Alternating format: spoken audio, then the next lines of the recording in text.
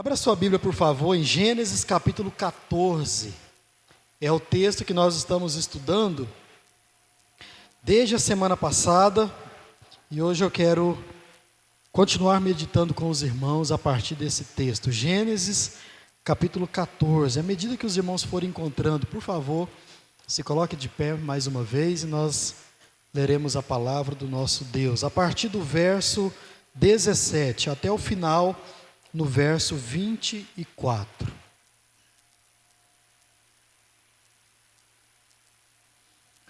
Gênesis capítulo 14,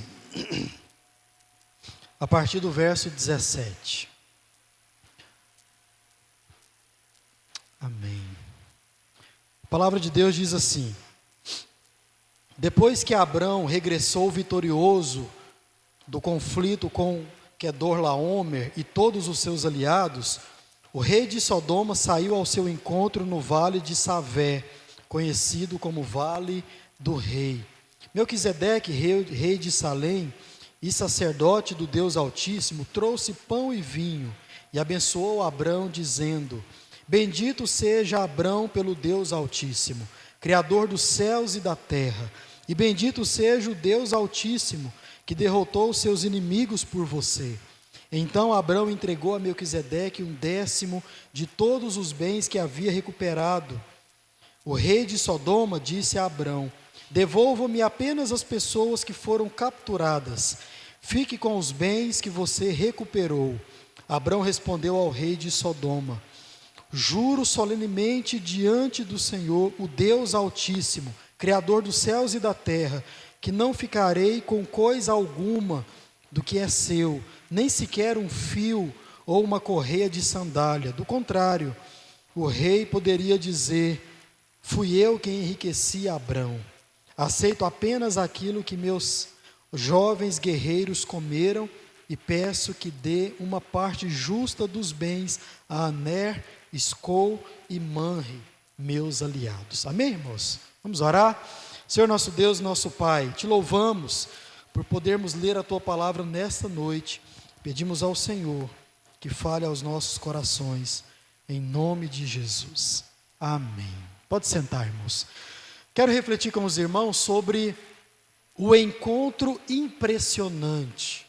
O encontro impressionante. É sobre isso que nós vamos ver. E eu começo com uma pergunta a cada um de vocês. Você já se encontrou com alguém impressionante?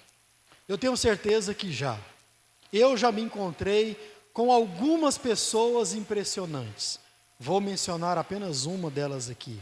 E aí, a pessoa que talvez você possa estar se lembrando aí desse encontro, a outra pergunta é: qual foi a sua reação ao se encontrar com esse alguém?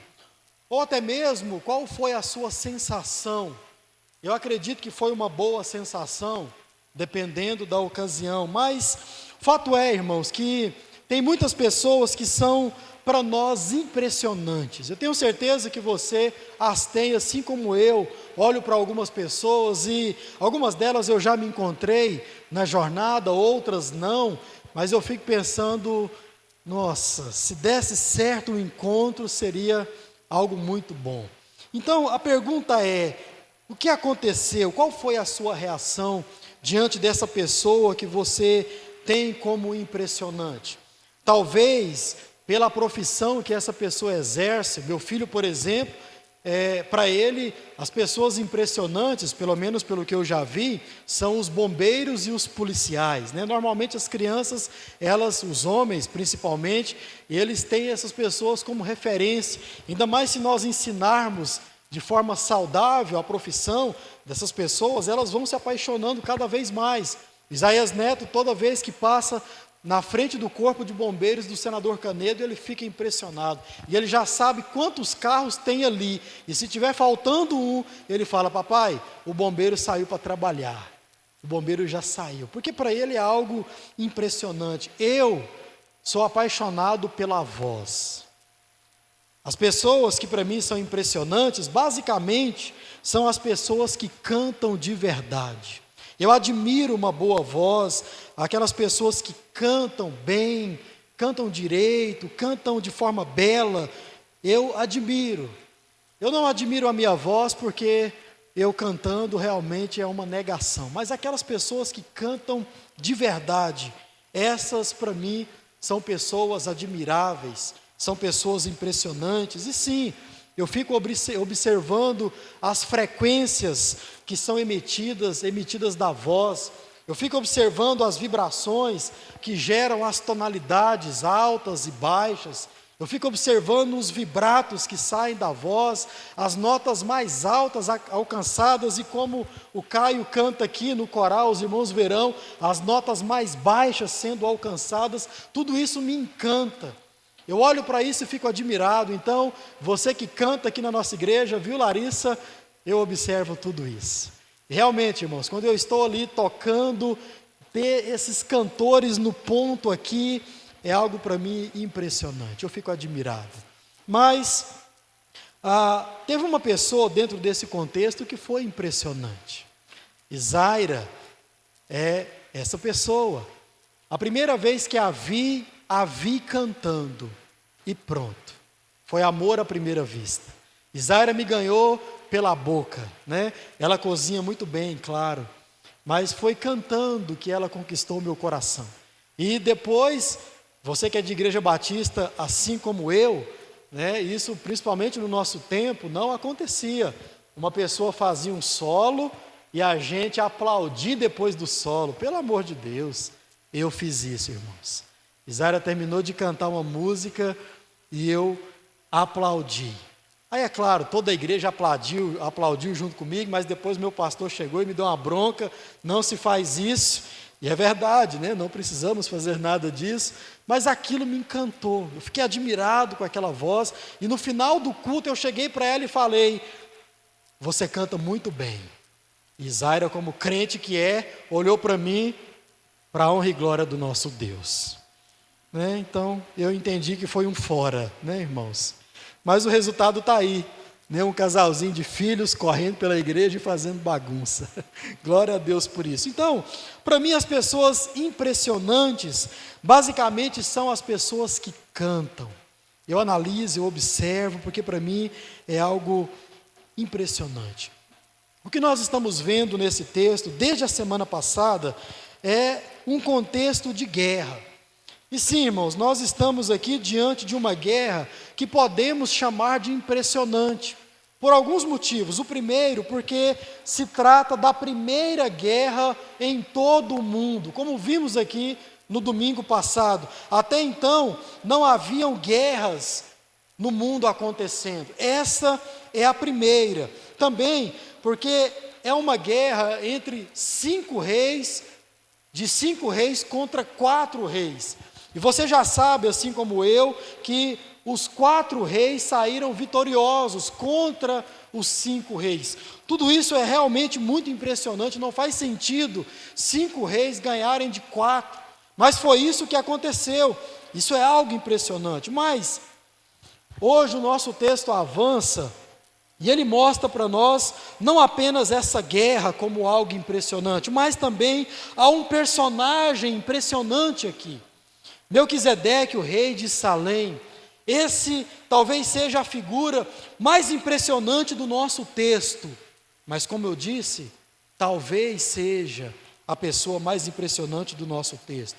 Este homem que misteriosamente e de forma singular aparece aqui na narrativa de Moisés e não mais é visto em toda a palavra de Deus, apenas algumas poucas menções sobre ele são feitas, a saber 2, uma no livro dos Salmos e outra na carta aos Hebreus.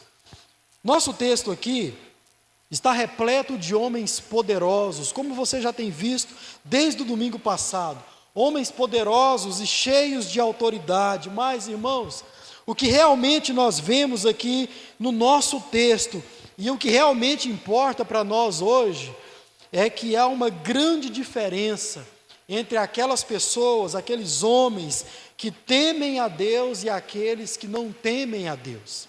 É disso que esse texto está falando. Talvez, certamente nós veremos aqui pessoas impressionantes, todos os 3 personagens guardadas as devidas proporções.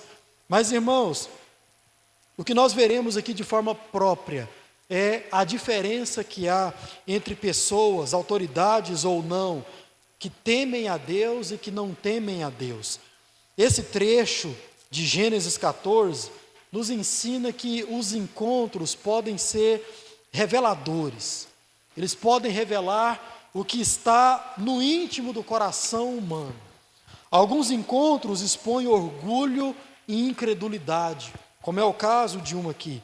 Outros revelam temor, adoração e dependência do Deus Altíssimo. Então, de forma resumida, o que eu quero ver com os irmãos hoje é que o encontro mais impressionante que podemos ter não é com homens poderosos ou pessoas extraordinárias. Encontrar com pessoas assim é muito bom, mas esse não é o principal encontro.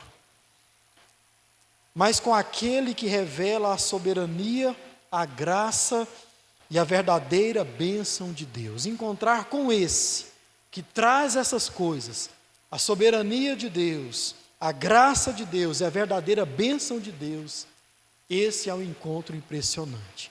E nós vamos ver tudo isso sendo mostrado nesses 3 personagens, mas apenas em 2 pontos. O primeiro, a soberba de um rei derrotado. Irmãos, vamos olhar para a vida de Bera, o rei de Sodoma, quando ele se encontra com Abrão. E vamos ver as atitudes desse rei diante do homem de Deus, diante do guerreiro de Deus, diante do valente de Deus, diante daquele que o próprio Deus usou, talvez de forma indireta, mas até para ser bênção na vida desse rei perverso, desse rei promíscuo, de uma cidade promíscua e perversa. Vamos ver as atitudes desse homem diante ou se encontrando com Abrão. Eu quero pensar aqui o verso 17, depois o verso 21, até o verso 23 que nós já lemos. Olha só o que diz aí o verso 17. Depois que Abrão regressou vitorioso do conflito com o Quedorlaomer e todos os seus aliados, aí diz o texto, o rei de Sodoma, este é Bera, saiu ao seu encontro no vale que é conhecido como o Vale do Rei. Então aqui estamos diante de um encontro de 2 personagens, mas olhemos então para Bera, o rei de Sodoma. Bera é o nome desse rei pagão. Ele é o poderoso e impiedoso rei de Sodoma, uma cidade, como você já viu no domingo passado, fértil, uma cidade próspera, mas ao mesmo tempo uma cidade perversa e imoral, ao qual, como vai dizer Gênesis capítulo 13, diz lá o verso 13 também, que todos os seus moradores, todos os seus homens eram pecadores diante do Senhor. Tamanha a perversidade que havia naquela cidade, tamanha a promiscuidade que havia naquela cidade.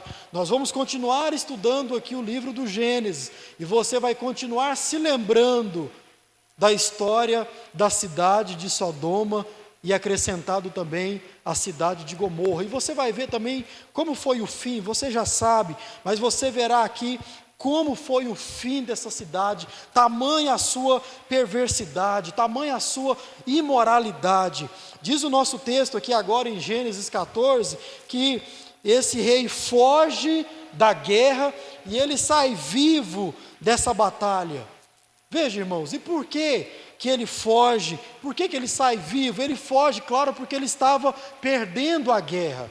Mas, se você se lembra, um pouco antes aqui, do verso 16 para trás, você vai ver que alguns dos soldados desse exército, desse prefeito, como você aprendeu aqui no domingo passado, caem nos poços de betumes que haviam ali naquela região. Mas curioso é que esse homem e parte do seu exército não cai. E por isso, então, ele sai vivo, mas porque estava fugindo. E o interessante é que esse homem só está de pé, não por causa do seu exército, porque já vimos que ele foi derrotado, Esse homem sai de pé não por causa da sua própria sorte, mas irmãos, nada disso fez com que ele saísse vitorioso daquela guerra e principalmente vivo daquela guerra. Uma coisa que nós entendemos aqui, lendo esse texto e lendo também toda a Bíblia Sagrada, vamos aqui mencionar alguns textos, é que esse homem só está de pé, não me pergunte por quê, mas é por causa da bondade de Deus, até mesmo sobre os perversos. O Deus que impediu que ele não fosse morto pelos exércitos opositores. O mesmo Deus que não impediu que ele caísse nos poços de betume, assim como outros exércitos caíram, assim como parte do seu exército caiu naqueles poços, não sabemos por quê.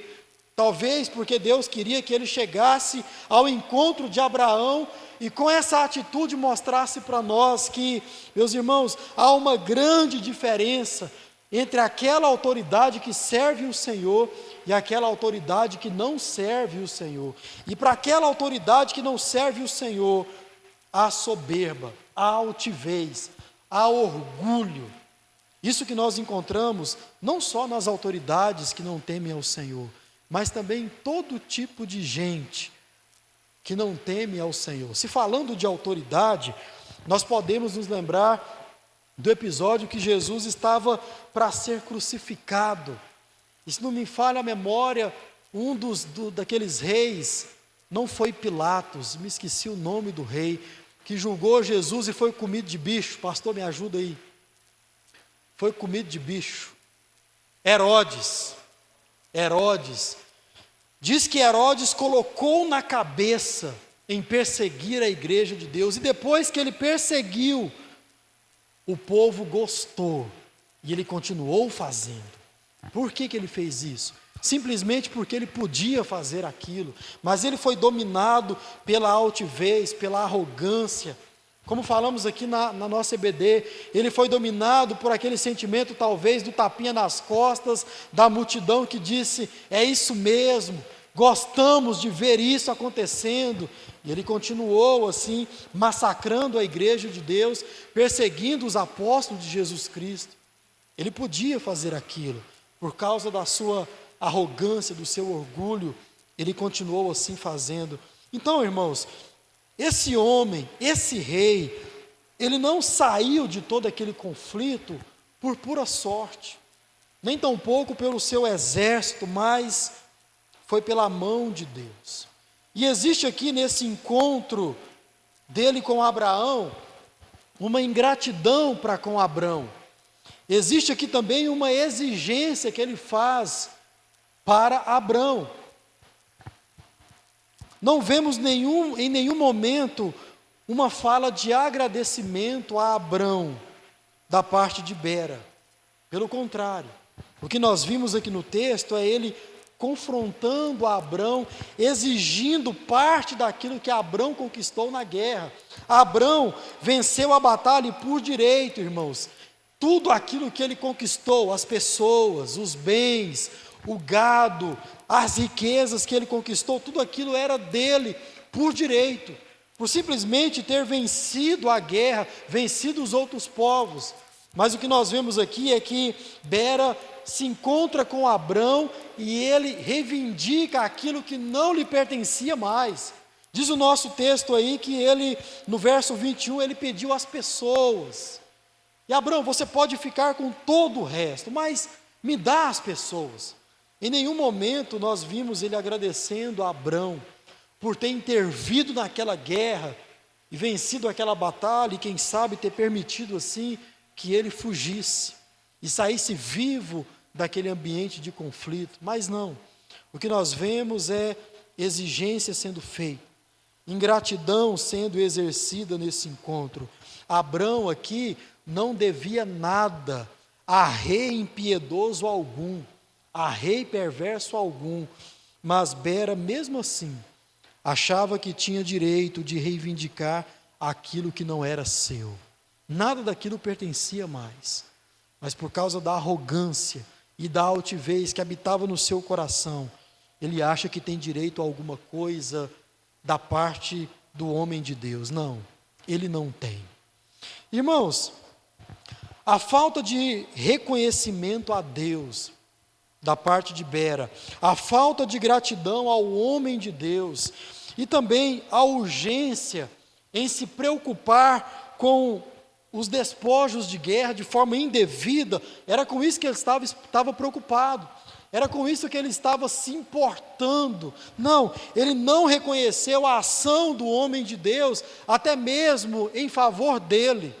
Ele não reconheceu a bondade de Deus em favor dele, em o ter livrado de toda aquela guerra. E a urgência em pedir aquilo que ele não tinha mais direito, mostra, irmãos, o início da perversidade, da imoralidade e da indecência sem tamanha que Sodoma estava entrando e se tornaria uma potência em tudo isso. Como disse, você já conhece a história de Sodoma e também você já conhece o fim trágico que essa cidade teve. Aqui nós temos a típica autoridade que acredita que as coisas acontecem a seu favor por força do seu próprio braço, talvez por sorte, talvez pelos seus aliados, pelas pessoas que ele escolhe, talvez pelos seus planos bem elaborados, por suas táticas bem feitas. Essa é a típica autoridade que acredita nessas coisas. Mas, irmãos, nós já vimos que as coisas não funcionam assim.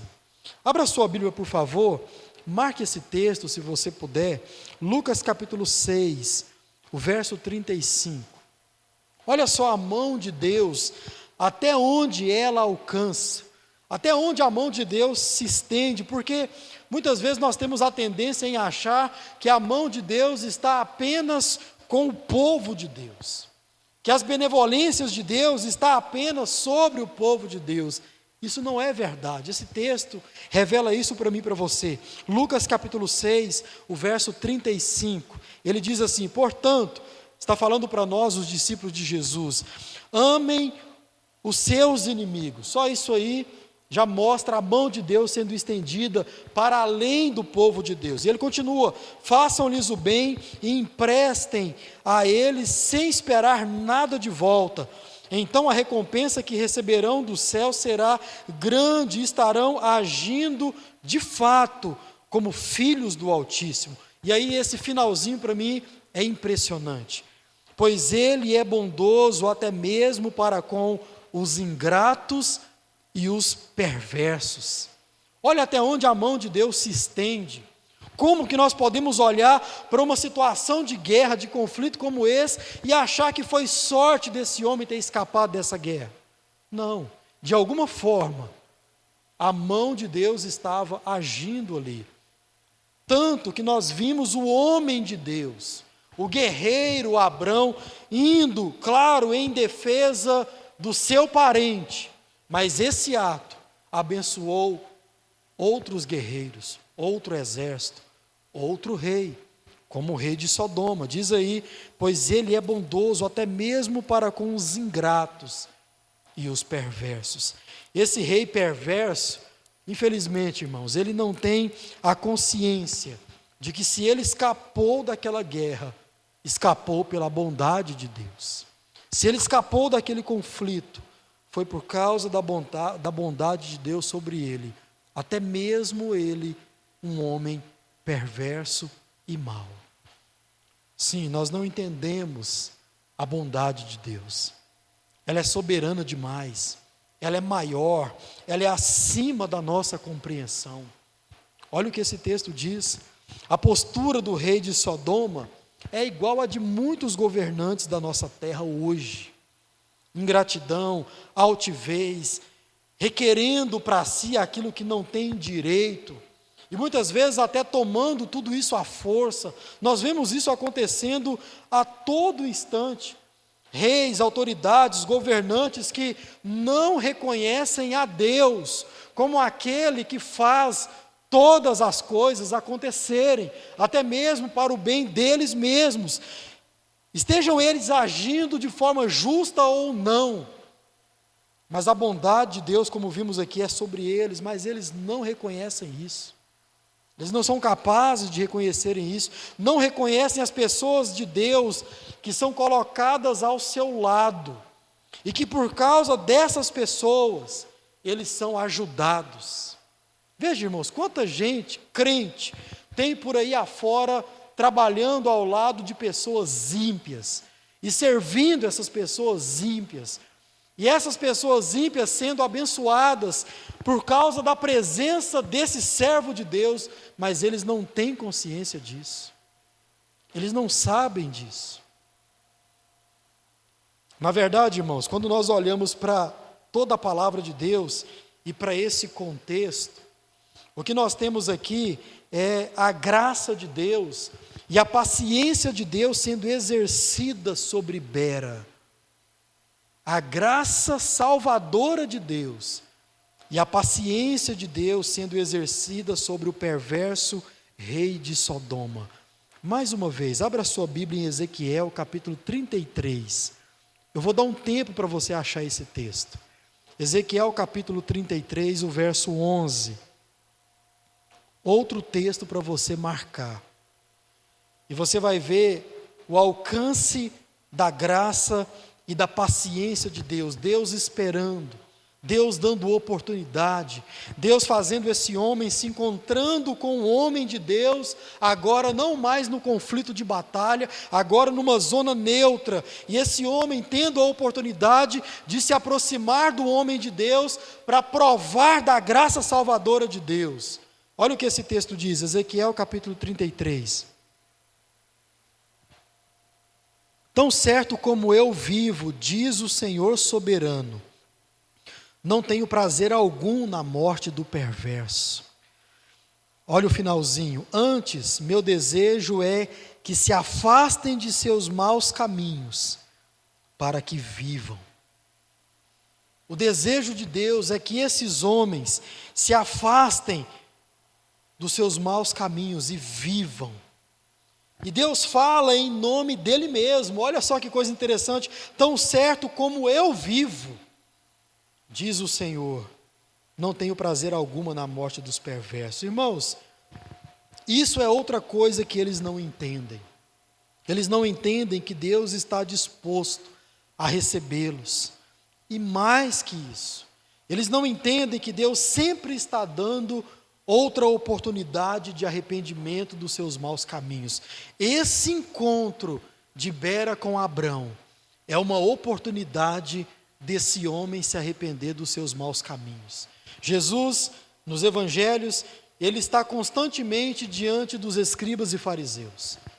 E quando Jesus está diante dos escribas e fariseus, rebatendo sim as ideias erradas daqueles homens, os ensinamentos errados daqueles homens, Jesus não está apenas fazendo isso. Jesus está também dando uma oportunidade para aqueles homens reconhecerem Jesus como o homem de Deus, como aquele que traz a vida. Em um momento, em João capítulo 6, Jesus vai dizer para aqueles escribas e fariseus: eu estou aqui diante de vocês, a vida está aqui diante de vocês, mas vocês não querem isso. Vocês querem ficar com os rituais de vocês. Vocês querem, como vai dizer João capítulo 6, a partir do verso 45, vocês querem ler a Bíblia de forma minuciosa. Mas aquele sobre o qual a Bíblia fala, está aqui diante de vocês. E ele finaliza dizendo: vocês não querem a vida. Veja, todo encontro com um homem de Deus, com uma pessoa de Deus, é uma oportunidade de arrependimento de pecado. É uma oportunidade de mudança de vida. Mas esse rei perverso não entendeu isso. E a sua atitude foi de cobrar aquilo que não pertencia a ele. A sua atitude foi de ingratidão. Ele não reconheceu os feitos do homem de Deus ao seu favor. Ingratidão. Esse é o retrato, irmãos, de uma autoridade mundana e pagã. Mas não só o retrato de uma autoridade assim, mas um retrato do mundanismo como um todo. Um retrato do paganismo como um todo.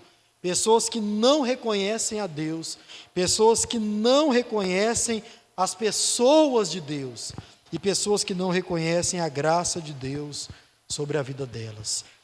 Realmente, é impressionantemente trágico a forma como o rei de Sodoma age diante dessa situação. E como você já sabe, chega a ser impressionante a forma como essa cidade vai acabar. A forma como esse rei vai terminar. Sim, esse é um encontro impressionante, guardadas as suas devidas proporções. Mas nós já sabemos que não é desse encontro que nós estamos falando. Então vem o nosso segundo ponto, a superioridade da autoridade piedosa. Do verso 18 até o verso 20, nós temos aí duas figuras, que são autoridades tementes a Deus, e essas figuras de autoridades aqui, elas vão refletir todos aqueles que temem a Deus. Essa é a figura, esse é o padrão de alguém temente a Deus, seja ele alguém que exerce autoridade ou não, mas em alguma medida todos nós exercemos alguma autoridade. Mas vamos ver primeiro um homem misterioso, que subitamente aparece diante de Abrão, Melquisedeque.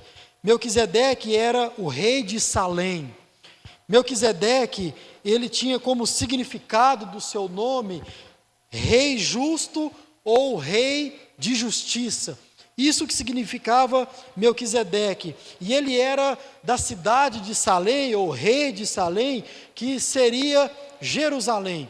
Tudo isso você já sabe. Jerusalém faz paralelo com uma palavra grega, ou hebraica, melhor dizendo, para paz, shalom. Tudo isso nós vemos muitos significados aqui. Um rei temente a Deus, adorador do Deus Altíssimo, se encontrando com um homem de Deus, se encontrando com Abrão.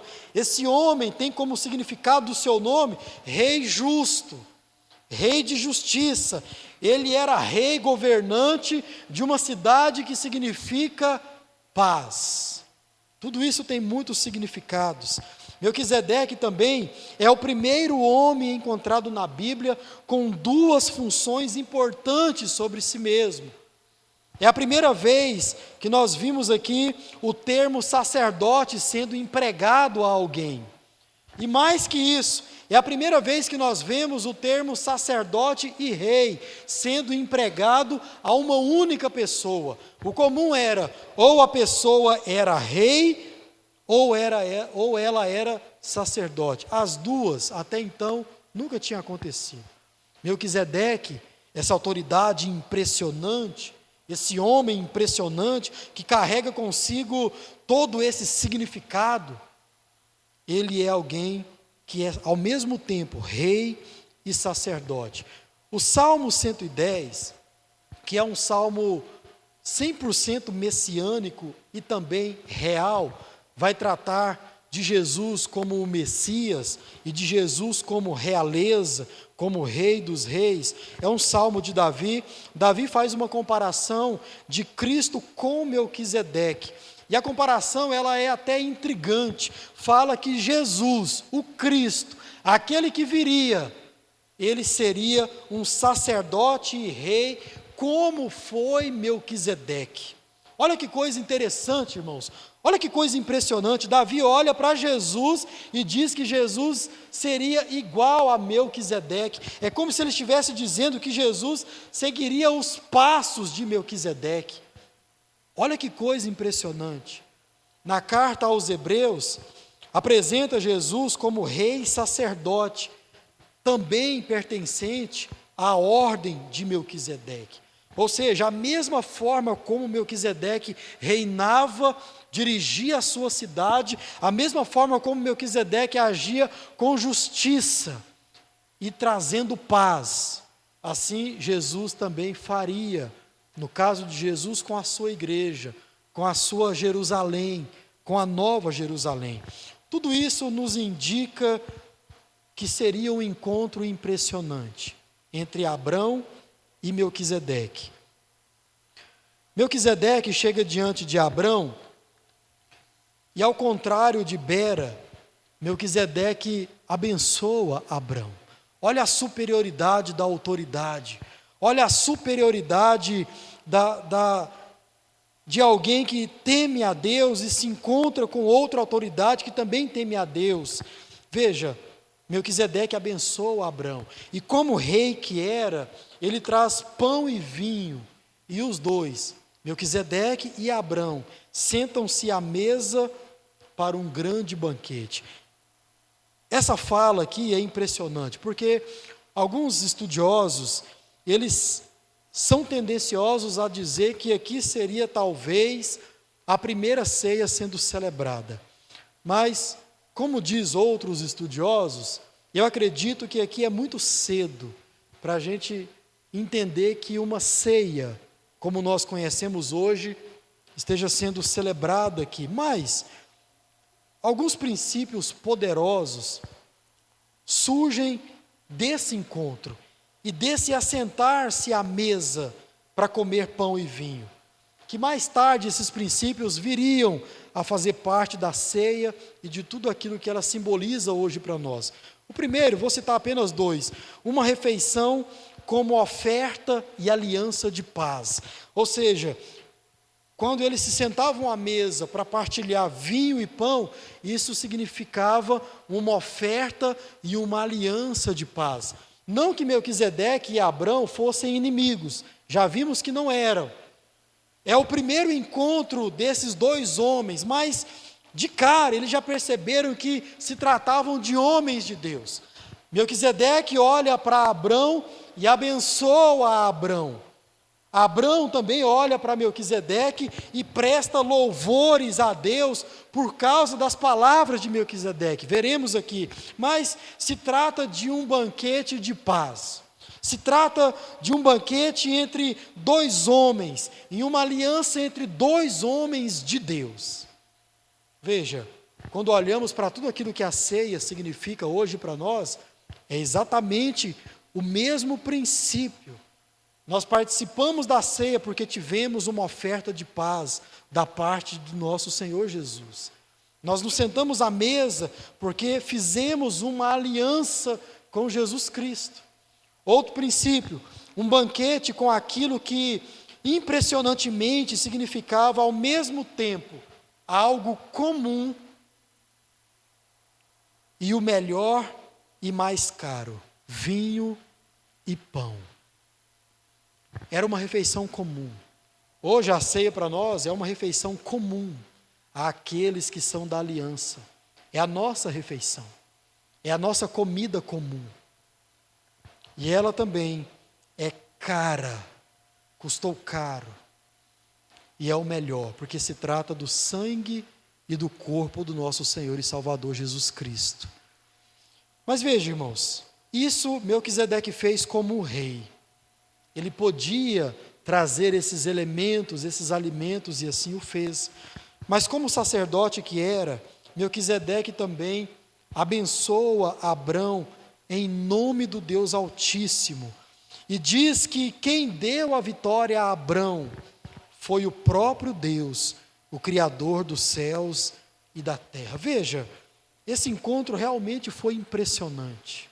Abrão certamente olhou para Melquisedeque e disse: isso aqui não é algo comum. Esse homem não é um homem comum. Melquisedeque realmente foi um homem impressionante. Agora, a pergunta para nós é: será que esse encontro é o mais impressionante do nosso texto?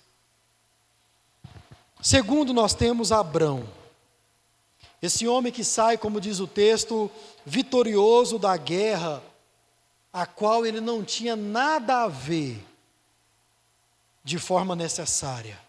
Você já sabe, Abrão não estava em conflito por causa de terra, Abrão não entrou em conflito por causa de bens, por causa de riqueza, por causa de escravos, gado.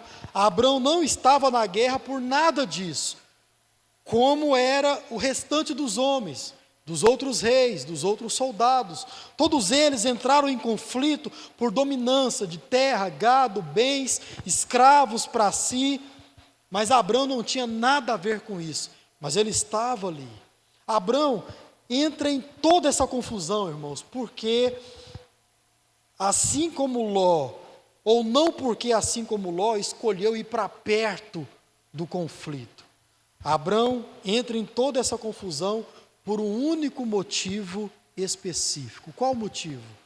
Como você aprendeu, resgatar o seu parente, resgatar aquele que estava perdido, resgatar aquele que já estava condenado por toda aquela perversidade toda.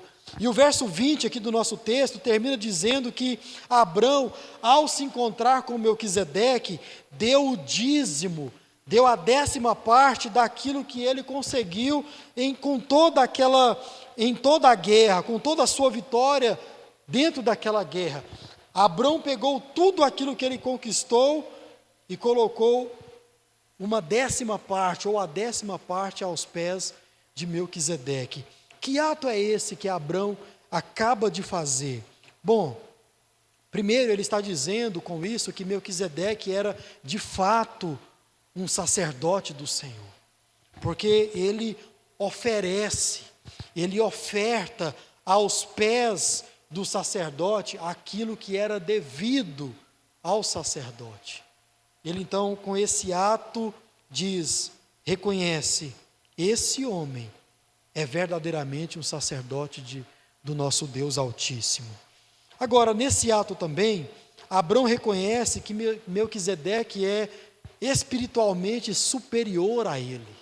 Isso aqui é algo muito interessante, porque esse também é um ato de adoração, não a Melquisedeque, mas a Deus por tudo aquilo que Melquisedeque proferiu, a tudo aquilo que Melquisedeque disse a Abraão, evidenciando assim a soberania de Deus. É isso que um sacerdote faz.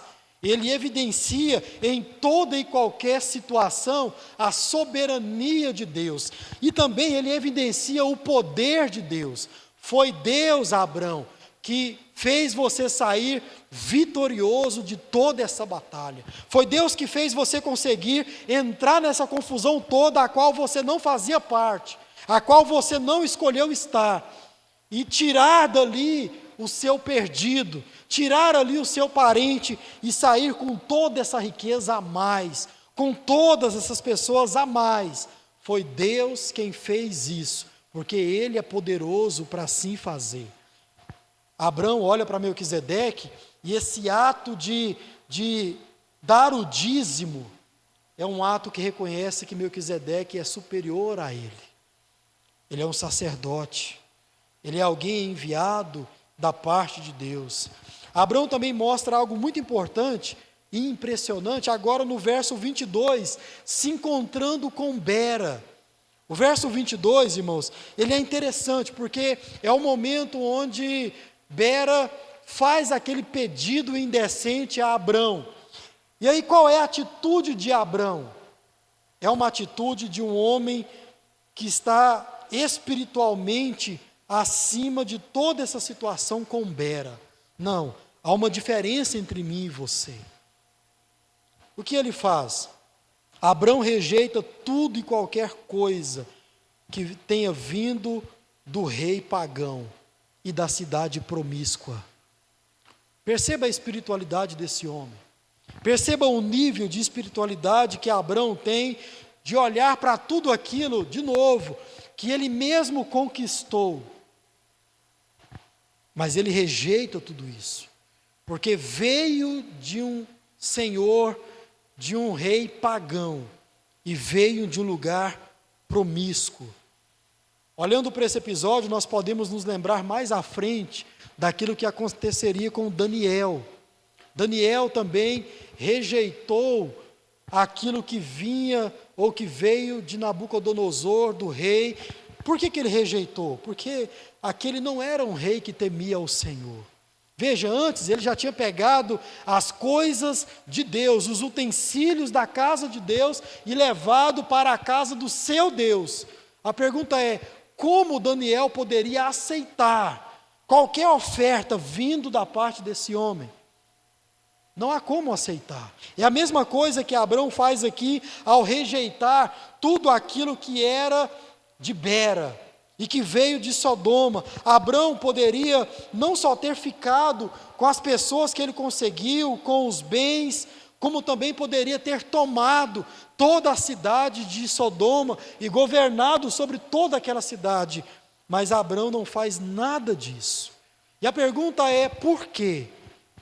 Eu quero mostrar 3 motivos para você. Primeiro, Abrão mostra que não quer aliança nenhuma com o paganismo e o mundanismo.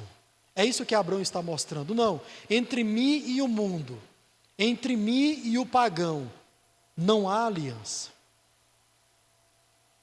Ele não quer dar motivos para falatórios indevidos. Já viu aquele ditado que os antigos diziam? Dizem com quem tu andas, que eu direi quem tu és. Abrão não queria isso. Ele diz aí: eu não quero nada disso, para depois você sair falando que eu enriqueci às suas custas. Você sair falando que me deu alguma coisa. Não. Abrão não quer aliança alguma com o mundanismo e o paganismo. Irmãos, ele deseja se aliançar apenas com aquilo que realmente pode trazer bênção para a sua vida. Por isso ele se aliançou com Melquisedeque e não com Bera. Segundo motivo, Abrão já sabe que a ele foi prometido toda aquela terra e que ele não precisa antecipar as coisas. Você se lembra? Deus olha para Abrão e diz: olha para toda essa região, inclusive a que Ló escolheu. Tudo isso é seu, tudo isso será dos seus descendentes. Abrão sabe disso, e ele não quer antecipar as coisas, invadindo Sodoma ou qualquer outra cidade daquela e tomando a força. Irmãos, ele entende que ele pode confiar na promessa de Deus e que ele pode esperar o momento certo da conquista da terra prometida. Ele sabe disso. E por fim, Abrão sabe que a promessa da terra não virá pela sua própria força, pela força do seu próprio braço. Não, a promessa se cumprirá no tempo certo de Deus, e será o próprio Deus quem a entregará para Abrão, como você já sabe, por meio dos seus descendentes. Abrão não precisa tomar nada à força, porque aquilo, a terra prometida, era Deus quem o traria e o faria no momento certo. Então, essas 3 posturas de Abrão nos mostra como nós devemos viver, irmãos, a nossa esperança da vida eterna aqui nessa terra, sabe? Nos afastando de alianças pagãs e mundanas. É assim que nós vivemos a nossa espiritualidade, é assim que nós ansiamos pelo nosso libertador, pelo nosso resgatador, que virá de uma vez por todas nos tirar desse mundo mau e nos levar para uma nova terra. Mas nós devemos fazer isso nos afastando de alianças pagãs e mundanas. Também confiando que há uma promessa se cumprindo de uma terra prometida e que não é essa terra, há um outro lugar onde nós habitaremos. Nós precisamos viver a nossa esperança eterna aqui nessa terra, entendendo que há uma promessa sobre nós de uma terra para além dessa, melhor que essa, como vai dizer a própria palavra de Deus, uma nova terra, um novo mundo, uma nova habitação, onde ali exerceremos de uma vez por todas aquilo que nós já somos aqui, a nova humanidade. Você sabia que você, crente em Jesus, nós, a igreja de Jesus, somos uma nova humanidade? Nós exerceremos isso de forma plena no novo céu e na nova terra. E também, essa salvação, ela não é conquistada à força. Nós precisamos saber disso, mas é Deus quem nos dá por sua bondade infinita. O crente precisa descansar nisso. nós não conquistamos a nossa salvação, mas o Senhor nos dá, porque Ele é bom, porque Ele é misericordioso. Então, Abrão e Melquisedeque são também homens poderosos e que impressionam. Abrão como um patriarca, mas como você viu aqui no domingo passado, um general pronto para a guerra. Um homem que até então era visto como patriarca. Agora ele é visto de forma impressionante como um general, que treina os seus homens, arma os seus homens e vai para a batalha.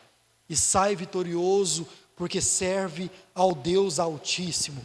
Vemos aqui Melquisedeque, um homem impressionante, que sobre ele, o primeiro homem, rei e sacerdote, capaz de servir uma refeição completa, bela, cara, custosa.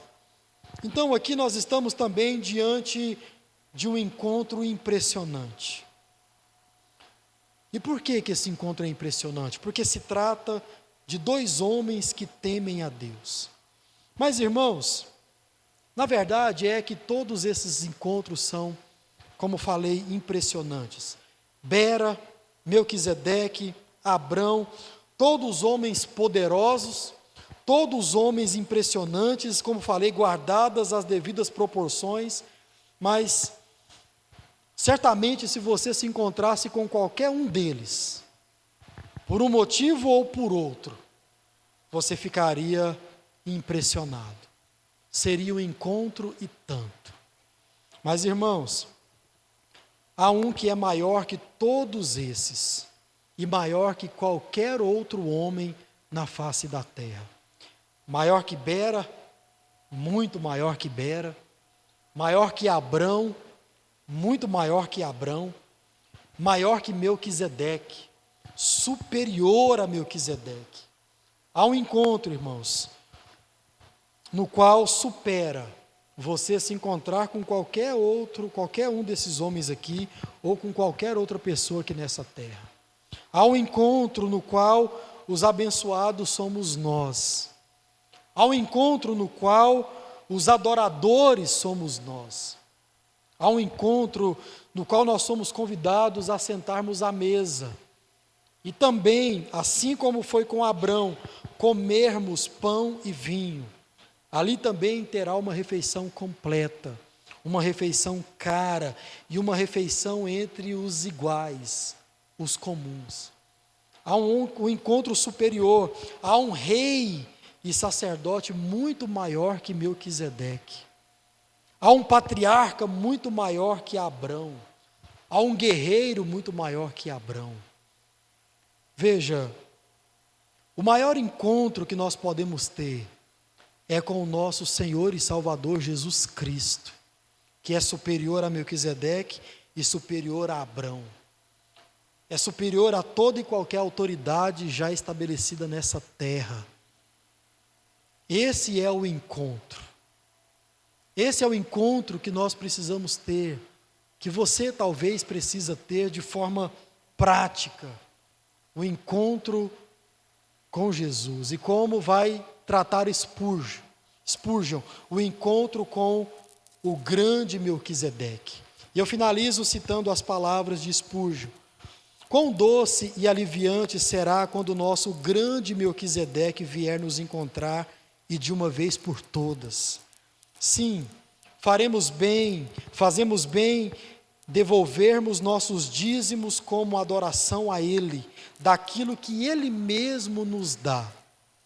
Mas melhor ainda seria dizer: não tome apenas o dízimo, Senhor, tome minha vida por completo. Esse é o encontro, irmãos, que nós precisamos ter. Um encontro diário com Jesus Cristo. Aquele que lutou por nós.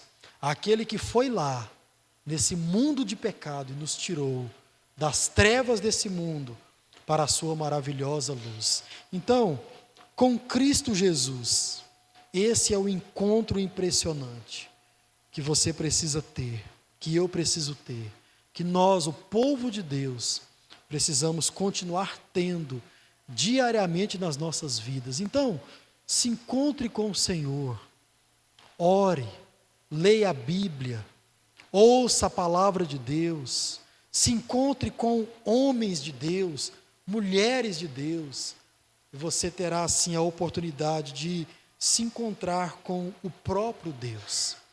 E assim nós podemos adorar, podemos cantar e podemos glorificar ao Senhor, ao Deus Altíssimo, assim como fez Abrão e assim como fez Melquisedeque. Glória a Deus, meus irmãos.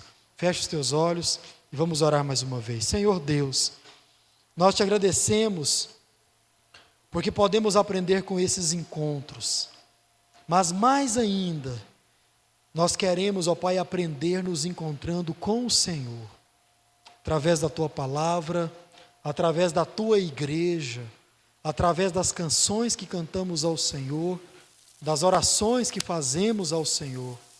Ó Pai, nós queremos nos encontrar contigo. Ó Pai, nós não queremos dar apenas uma 10ª parte. Ó Deus, isso é tão pouco. Mas nós queremos entregar a nossa vida ao Senhor. Nós queremos nos colocar inteiramente à disposição do Senhor. E que o Senhor reine sobre nós. O Criador do céu e da terra tenha domínio sobre as nossas vidas. Ó Pai, nós oramos, gratos e confiantes no Senhor. E oramos no nome de Jesus. Amém.